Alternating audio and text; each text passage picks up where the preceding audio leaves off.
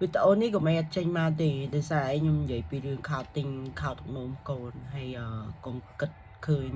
ការកូនប្រុសទី1របស់ខ្ញុំការខ្ញុំផ្ដាច់ខោទំនោមកូនអញ្ចឹងណាហើយ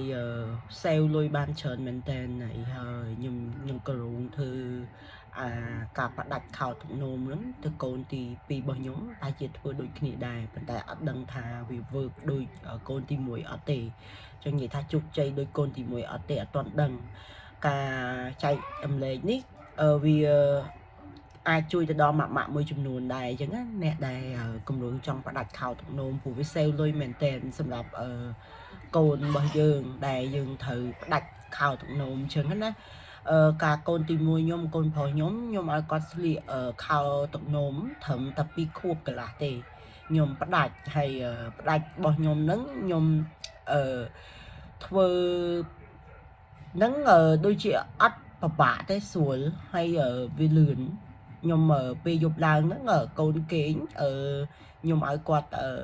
ដាស់ឲ្យគាត់នោមដាក់កថោនោមដាក់កថោដូចជាដោយសារធម្មតាក្មេងបើងើបទៅបន្ទប់ទឹកវាយូរហើយកាលហ្នឹងខ្ញុំនៅផ្ទះជួលដែរខ្ញុំនៅផ្ទះជួលអញ្ចឹងបន្ទប់ទឹកវានៅឆ្ងាយពីបន្ទប់អញ្ចឹងគេងហើយក៏ខ្ញុំដាក់ឲ្យគាត់នោមដាក់កថោដាស់គាត់ពេលយប់ឲ្យគាត់នោមប្រហែលជា4ថ្ងៃគាត់ឈប់នោមពេលយប់លក្ខណៈថាគាត់លេងនោមដាក់កថោហ្នឹងគឺគាត់គេងទៅភ្លឺមកហើយការគាត់នៅតូចជាងសៀកខោទឹកនោមឲ្យគាត់រហូតចឹងណាហើយដល់ពេលខ្ញុំផ្ដាច់ខ្ញុំមានណាខ្ញុំដាស់គាត់ឲ្យគាត់ងើបនោមឲ្យគាត់នោមហ្នឹងឲ្យជា3យប់ហើយដល់ពេលទៅគាត់ដេកទៅភ្លឺគាត់ងើបនោមឯហត់ដងពេលយប់ទី1ទី2ហ្នឹងខ្ញុំដាស់គាត់យប់ទី3ទី4ហ្នឹងគាត់ងើបខ្លួនឯងមកនោមនៅកថោអញ្ចឹងណាគាត់ដាស់យើងឲ្យយើងជូនទៅនោមដាក់កថោដល់ពេលយប់បន្ទាប់មកគាត់គេងរហូតគាត់អត់នោមអីអញ្ចឹងវាស្រួលដែរកូនទី1របស់ខ្ញុំអត់ចោះដៃពើទេតែ2ខួបកន្លះខ្ញុំផ្ដាច់ខោទឹកនោមបានស្រួលអញ្ចឹងហាក់ជាកូនពៅនេះខ្ញុំប្រហែលជាធ្វើអញ្ចឹងដែរប៉ុន្តែឥឡូវហ្នឹងគាត់ទើបបានមកខួប2ខែ2-3ថ្ងៃអញ្ចឹងខ្ញុំអត់ចង់ធ្វើបាបកូនដែរអត់ចង់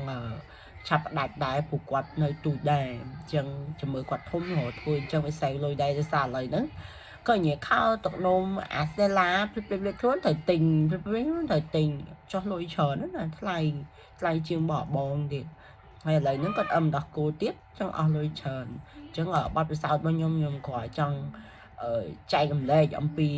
ការផ្ដាច់ខោទំនោមកូនទៅដល់ម៉ាក់អញ្ចឹងណាលោកគាត់ថាដឹងធ្វើមិនយេសាក់ធ្វើតាមខ្ញុំមើលជាមួយកូនទី2ខ្ញុំនឹងធ្វើអញ្ចឹងទៀតមើលវាបានជោគជ័យដូចកូនទី1យើងដាស់គាត់នោមដាក់កថាត4យប់គាត់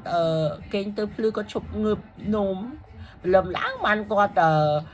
ងើបនោមងើបជើងធំជើងទូចរបស់គាត់ចឹងទៅហើយក៏គាត់ចេះនិយាយដែរពីខួបកន្លះហ្នឹងគាត់ប្រាប់ទៅបន្ទប់ទឹកទៅអីចឹងទៅណាអាហ្នឹងចឹងស្រួលដែរអត់អស់តាំងយប់តាំងថ្ងៃខ្ញុំលេងពាក់ឲ្យគាត់មកកាលហ្នឹងកូនទី1ជាមួយកូនទី2វីដេអូខ្ញុំមានតែប៉ុណ្្នឹងបាយ